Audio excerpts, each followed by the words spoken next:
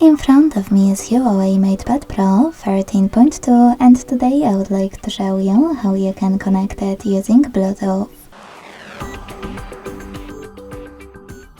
Begin by opening Settings and clicking on Bluetooth. Then click on gray switcher next to it to activate it and tap on Allow in the pop-up. Then wait for available devices to show up, and when they do, click on the one that you wish to connect to.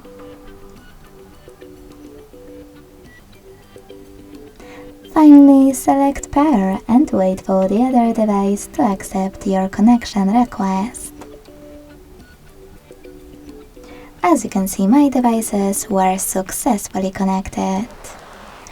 Thanks so much for watching. If you enjoyed this video, leave a like, comment and subscribe. Bye!